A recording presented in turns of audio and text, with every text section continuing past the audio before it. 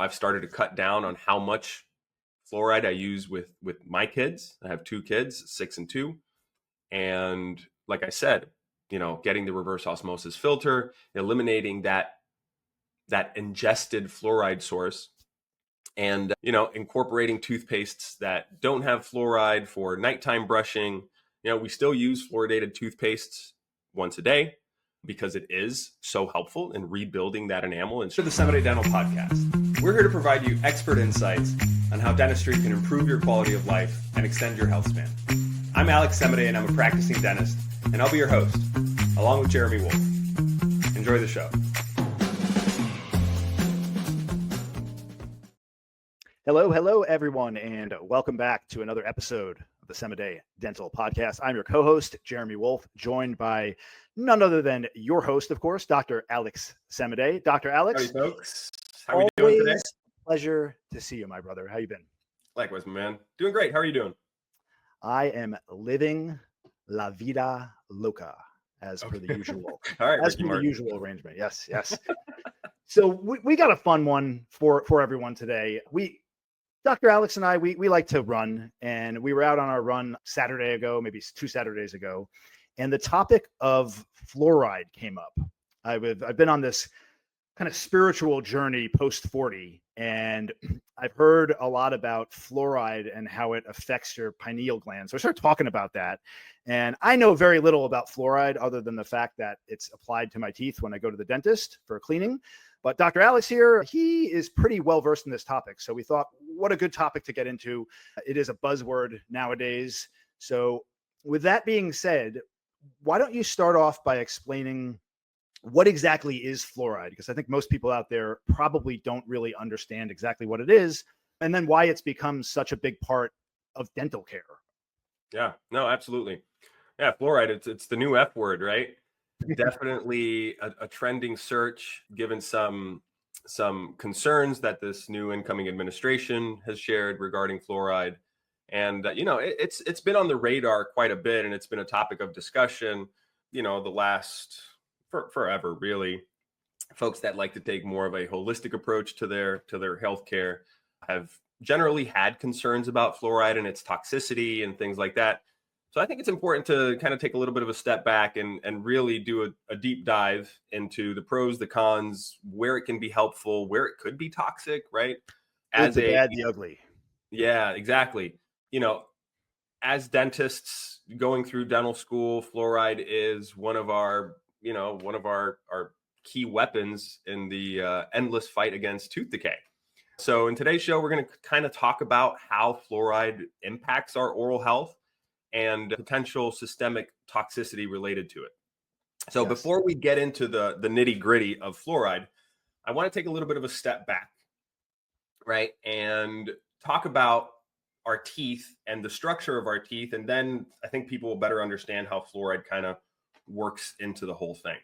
So the way I always explain it is, if you were to zoom in a really powerful microscope onto the surface of our teeth, the enamel, the protective layer of the teeth would kind of look like a brick wall, right? And those bricks are all minerals, very, very tightly packed in together.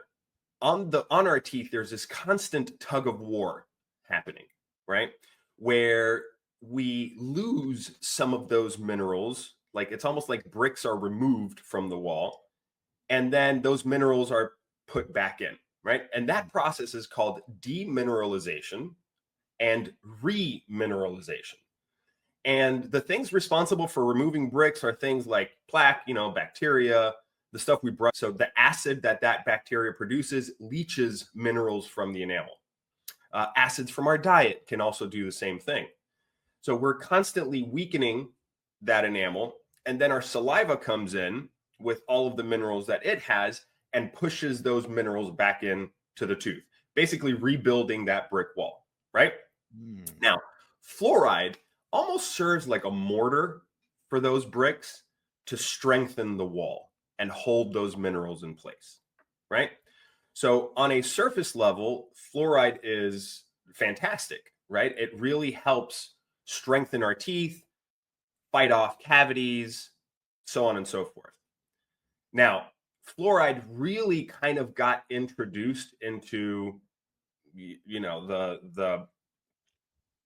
the world in the 50s.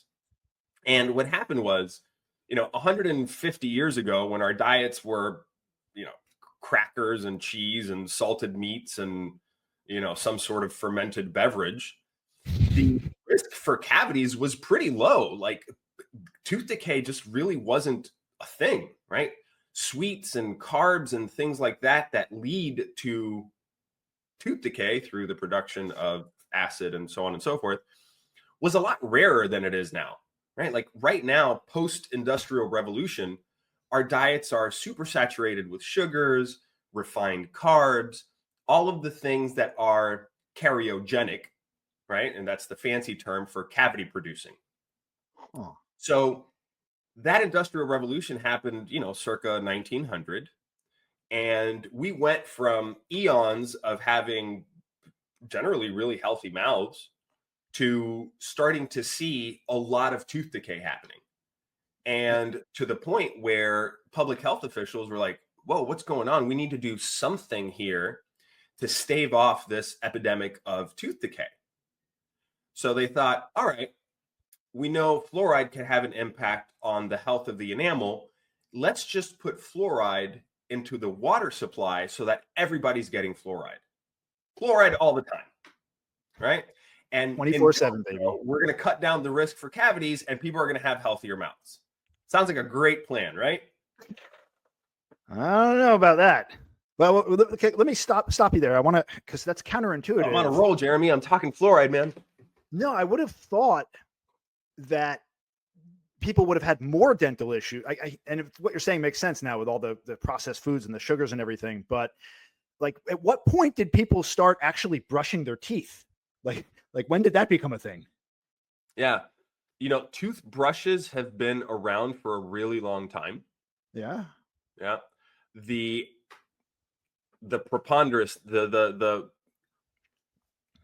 really oral health and like at-home care and toothbrushes and tools and toothpastes and all of that also kind of started really gaining momentum like middle of the last century, middle of the 1900s. The last century, can you believe that? 1900s, last millennium too. But yeah, so it was always, a thing, but not nearly as common as it is nowadays. So the government decides to just put this stuff into tap water. Basically. Okay. Basically. So what could go wrong there? What could go wrong?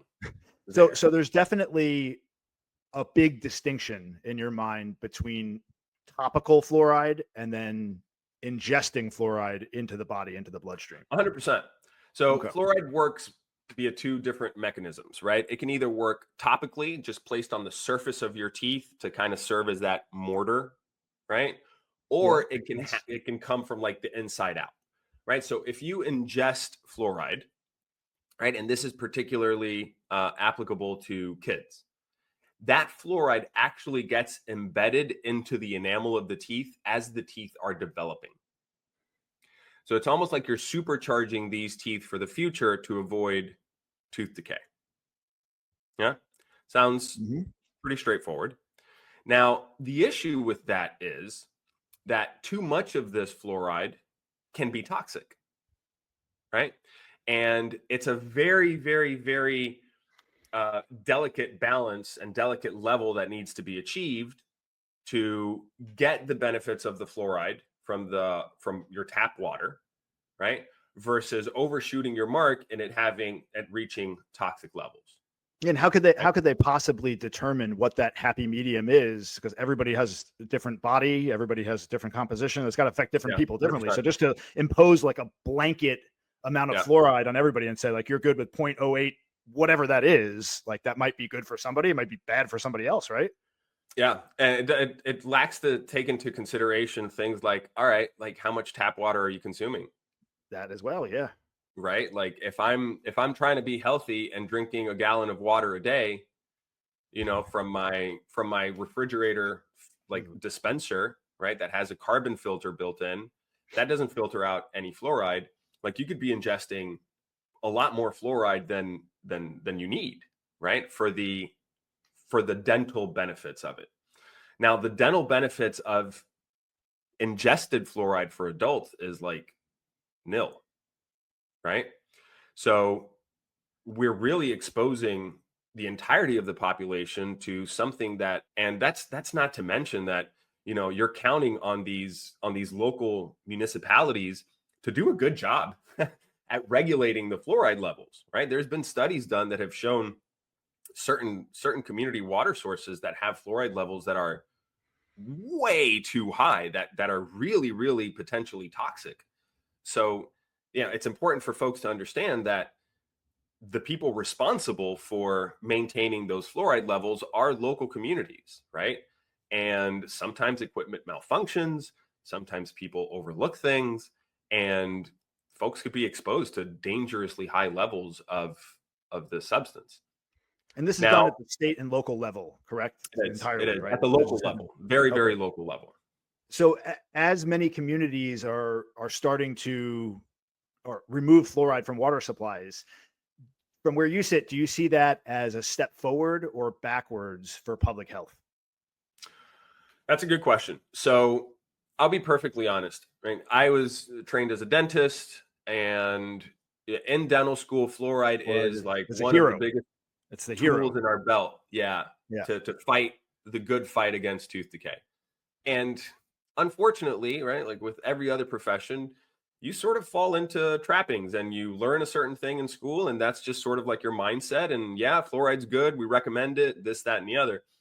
Over the last few months, I've been doing a deep dive into fluoride and maybe reconsidering my personal stance on what our use should be. So I think exposing folks to systemic fluoride with little control is maybe not the best approach anymore. This was done in the mid 50s to kind of stave off the epidemic of tooth decay, and it was effective.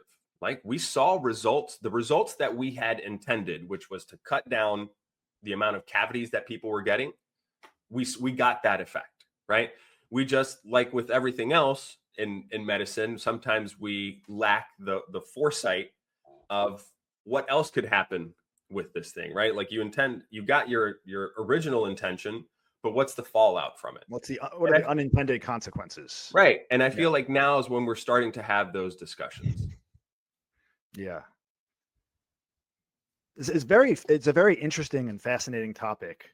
There's so many different, I don't want to do a deep dive into the FDA and the other things that are put in our food, but it just seems to me, with all the information that's available out there now, something like that shouldn't be blanket imposed on everybody. We should all have the decision to apply this or not, Yeah. Yeah, I'll tell you, for myself personally, as I've kind of altered my views on the whole fluoride thing over the last few months, I've made changes in my house, right? I purchased a reverse osmosis filter that will remove the fluoride from the water that my kids are drinking all the time. I do believe fluoride is still a phenomenal tool, right, to help reduce our risk for tooth decay, because our diets are very cariogenic, right? Our diets are very cavity inducing. Everything that we eat has sugars, has refined carbs. All of those things lead to cavities. That wasn't the case, in the 1800s, but it is now. So unless we're going to radically change our diets, we do need to bear in mind the impact, our dental health, right? And what can we do to improve our dental health? Because nobody wants to get cavities. Nobody wants to lose teeth because of, decay. That leads to other health issues as well. So I think it's still an important tool. But I am glad that we're starting to reconsider, just blanket fluoridation in our water supply. Fluoride is a great tool when used topically, when used in a controlled way. I can speak for myself and how I've started to alter and adjust the way we go about things at home. I've started to cut down on how much fluoride I use with my kids. I have two kids, 6 and 2. And like I said, getting the reverse osmosis filter, eliminating that that ingested fluoride source and, incorporating toothpastes that don't have fluoride for nighttime brushing. We still use fluoridated toothpastes once a day because it is so helpful in rebuilding that enamel and strengthening it. But taking small steps like that to cut down the amount of fluoride that we're exposed to, I think is a really good idea. And we'll get into why that's important in a second here. I was going to actually ask about that, the daily use of it. I recently started using a non-fluoride toothpaste, not always, but sometimes. So being that it's already in the water, if you're consuming water, and I guess I'm technically I'm not, because I have the bottled Zephyr Hills thing, unless they're putting it in the hills of Zephyr. I guess I'm not getting it in the drinking water. But again, this came to my mind because of a good friend of mine who's big into the spiritual world, and he told me a while ago, oh, you shouldn't consume fluoride because it's bad for your third eye or pineal gland. So there is a growing concern about that, obviously, is part of the reason why we're talking about it. Can you explain a little bit more about, I thought it was fascinating while we were running, you were talking about the pineal gland and how fluoride does affect that. Get into that. Talk about that for a little while. Let's go down that rabbit hole, because it is really fascinating. Yeah, it really is. So fluoride is a mineral, right? And if we ingest it, it builds up in certain tissues in the body. Right. And speaking specifically of the pineal gland, which, a lot of folks hear pineal gland and they start hearing woo woo automatically. But it is a real thing. Alert. Yeah. Woo woo alert. It is a real thing. And it does have, biologic processes that it's responsible for. Most importantly, regulating our sleep. Right. So the pineal gland makes melatonin that helps us fall asleep. It kind of regulates our circadian rhythm, the sleep wake cycle. And, sleep is really important, right? Sleep is what ultimately regulates all of your hormone functions in the body. And if we're not sleeping well, if we are interfering with our quality of sleep, our health suffers. Now, what fluoride does in the pineal gland is it binds calcium and it basically sticks to the pineal gland. So it calcifies the pineal gland. Now, some pineal gland calcification is normal. And people that are opponents of this argument or train of thought will say, well, some calcification is normal, right? Adults all show some pineal gland calcification. Yes, that's true. The problem is that fluoride speeds that process up tremendously, right? So it builds up a lot more calcium and basically bogs down the pineal gland to where it can't do what it's responsible for doing. So it starts affecting our ability to sleep, starts affecting, everything that comes downstream from that too. Right? Some woo-woo folks, ascribe some more powers to the pineal gland. I'm not going to get into that. But from a basic biological standpoint, there is good science that warrants that, substantiates the fact that fluoride does interfere ultimately with the function of this very important gland.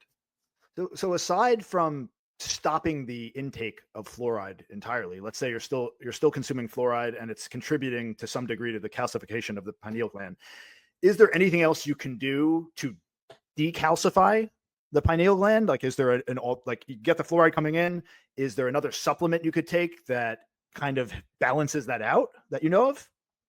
Yeah, there are some supplements out there that will decalcify or defluoridify.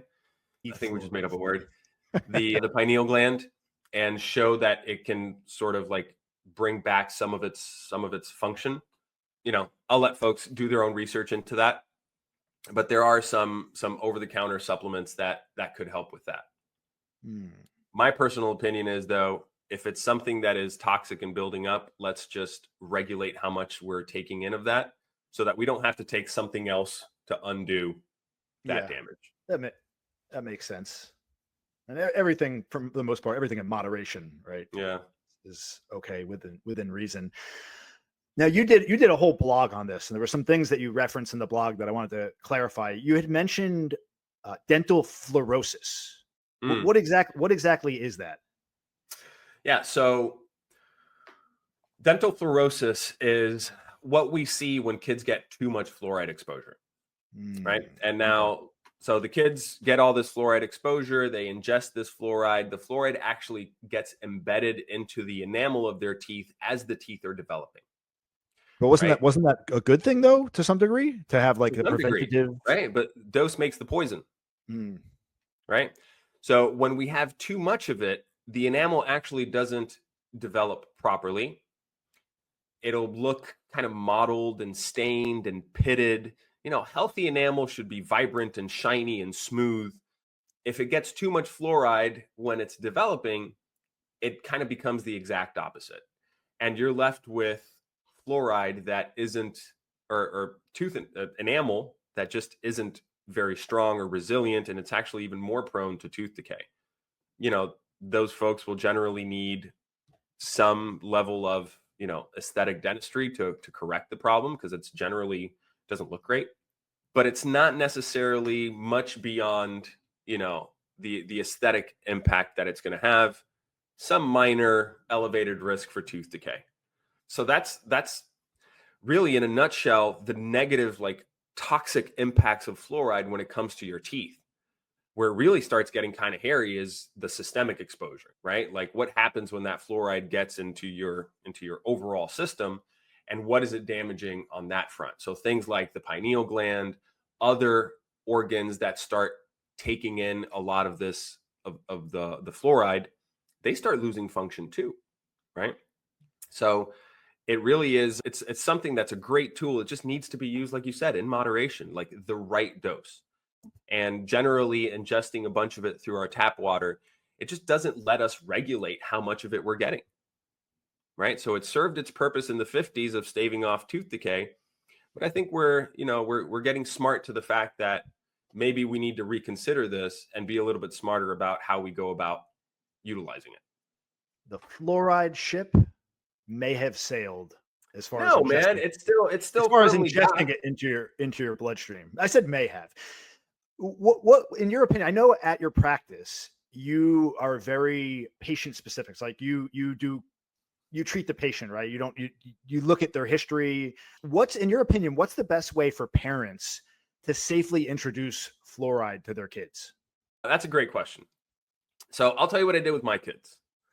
The number one step when it comes to introducing fluoride, right? Obviously, this whole tap water conversation notwithstanding, right? Because it's probably in the next few months, most of our South Florida communities are going to remove fluoride from the Oh, so water. that's happening. That's the That's thing. happening. That's Okay. happening. Is that something that was voted on, or they're just doing that? Do you know? What's that? Was that something that required a vote of all the people, or is that something that was like decided at the city level? You know what I'm talking about? Yeah. Was that on the ballot, so to speak, or is that something they just did? I haven't seen it on the ballot, but I see reports of more and more. I think Delray is removing it in the next month or so from their water source. So since the whole fluoride thing is very community specific, I'm sure every community has a different way they go about it. But yeah, we're definitely going to see less and less of community fluoridation. But what I was going to say is a very important thing, right? Like, so we want to make the distinction between topical and systemic fluoride, right? Like, fluoride touching your teeth is a good thing, right? Like, that is going to strengthen. I got fireworks with it. It's such a good thing. It's going to strengthen the enamel on your teeth and cut down your risk for tooth decay. Now, what we want to avoid is a systemic, right, use of fluoride. So That makes sense. we don't want to swallow toothpaste, right, with fluoride. So I did a lot of training with my kids. I have trainer toothpaste that don't have any fluoride. Like, until they were able to spit out the toothpaste really, really well, I didn't introduce fluoridated toothpaste because I don't want them ingesting all of that extra fluoride. So we trained them up, right? Once they're able to spit their toothpaste out, we start introducing fluoride, right? So little things like that. Like I said before, I don't use fluoridated toothpaste twice a day anymore. We use it in the mornings to get that benefit, spit it out really well. And then at night, we'll use a non-fluoridated toothpaste to remove the plaque and, food and things like that have built up before we go to bed. So it's little steps like that that really let us kind of fine tune the level of fluoride that we're getting exposed to get the benefits without the risks. Now, in the practice, we do recommend fluoride. We still use it. I'm a firm believer that when used topically and used in the right way, it's one of the best tools we have, right? So all of our patients, we do what's called a caries risk assessment, right? And we take several factors into account, from how much saliva they produce to what their cavity history is and things like that. And we assign a certain risk level, right? And we do this every year. And based on that risk level, we'll either recommend topical fluoride or not.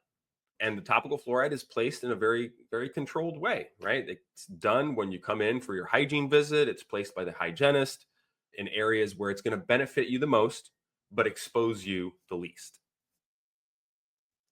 So is that like when you go to the dentist and you guys apply the topical fluoride? I'd imagine that's a significantly larger concentration that's than what's in toothpaste alone. Otherwise, if you were getting the same amount from the toothpaste, what would be the point of giving the full dose of it? So, okay, that makes sense.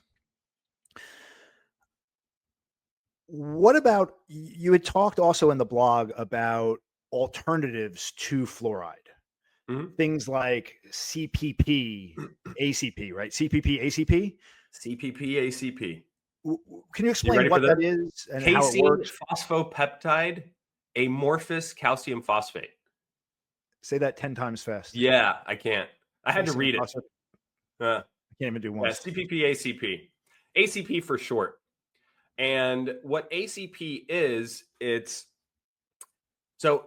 kind of like a fluoride. It also serves kind of like as a mortar for that brick wall analogy.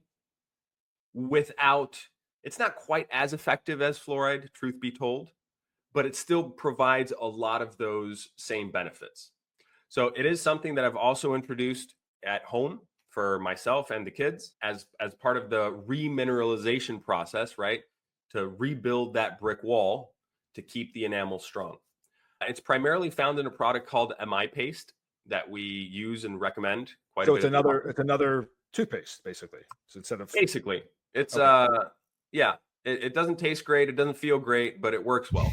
Oh, it's not all minty like the toothpaste? They have all sorts of flavors, from tutti frutti to vanilla. But the one I'm using right now that has no fluoride, it tastes like baking soda, straight up. It's not very pleasant. Yeah, it really makes you want to. I've actually brushed my teeth several times with it and had a nasty taste in my mouth, and actually rebrush my teeth with the minty toothpaste because I'm so used to it. I'll do a brush. I'll go start working. I'm like, I got a funny taste in my mouth. Fluoride in here to freshen up. I'm sorry. Go ahead. You were saying before I interjected. No, the ACP is a great tool. It's definitely something folks should look into. It's something that I encourage all my colleagues to incorporate into their practice and share with their patients. I think dentistry is going to be taking a long, hard look at fluoride and just how much we're recommending it, and maybe being a little bit more judicious with how we use that very powerful tool, right? Like everything in life, like you said, everything in moderation. There are benefits to be derived from fluoride, but we just need to be better stewards of it. And I love that you're on the cutting edge of this, right? It really speaks to the time you put in educating yourself around what you're doing, which is huge, man. What would be one piece of advice, if you had to pick one thing that you'd like to leave listeners with about this topic, about fluoride and oral health? What would that be? Guard your fluoride intake, right? Your systemic fluoride intake, but don't be afraid of it. Hopefully you will find a dental home that is on the same page and taking into account all of the factors that we discussed previously. And, find a dentist that's going to help you find that right balance, right? Like, how much do we need for the intended benefits without, getting into dangerous territory where it could be affecting your overall health. Well said. Well said. Did we miss anything? Was there any other topics or any other pieces of the puzzle that we didn't address here? Well, I wanted to know if you had any other specific questions about it. It's always helpful for me to get outside of my, dentist head, because we sometimes think about things in a in a particular way, miss the forest for the trees. We get so into the specific details about things that we don't, we sometimes lack the ability to really convey these things to our patients and the general public. I think I have a better understanding, and you've clarified quite a few things with me. And if nothing else, just talking about this topic has raised awareness in my mind. So I'm just a little bit more self-conscious about this topic, which is really all we could do, because a change like this is going to take time. And I think having discussions like this, not just about fluoride, but about everything that we're putting into our body are very important, because there is obviously a growing epidemic in the country about people's health in our country. So the more we can talk about these topics. One last thing that I would like to add on that topic is, we incorporate the fluoride because of that carries risk factor. The best way to lower that risk is to modify our diets and improve our hygiene, right? And modifying our diet is going to have impacts far beyond your dental health, right? Eliminating things like processed carbs, sugars, excess sugars in the diet. Like, those are the things that lead to tooth decay and so many more health issues, right? So if we're addressing root causes, let's talk about nutrition, right? Yep. Let's get serious about those conversations. And then downstream, we're going to need a lot less fluoride, because we're just not going to be as risk prone, as cavity prone, rather. Yeah, the nutrition is so huge. Probably one of the easiest things to fix about your health, and also at the same time one of the most difficult things. One of the hardest, for sure. Especially in the society that we live, where you go to Publix looking for groceries, and like everything is packaged to look like it's healthy, and then you look at what it's composed of. You're like, I don't want red dye. 26 grams of added sugar. Like, where the hell did this come from? Yeah, it's crazy, man. But that definitely is a topic for another day. We can go on go down a rabbit hole on that one. Cool, man. All right, this was really informative. Everyone, thanks so much for tuning in. If you have any experience with this, leave it in the comments below. Leave your stories, anything that you've encountered about this topic. We're interested to hear what you have to say. Appreciate you all joining us on this journey, and we'll look forward to seeing you next time. Yeah, keep smiling, folks. The Semidey Dental Podcast. Everyone, take care. Have a wonderful day. We'll catch you next time. Thanks for tuning in to this episode of the Semidey Dental Podcast. We hope you enjoyed the show. Don't forget to subscribe, leave a review, and follow us on social media for the latest episodes. You can find us at Semidey Dental. And if you have any questions, feel free to reach out. We're always happy to help. Until then, keep smiling and stay curious.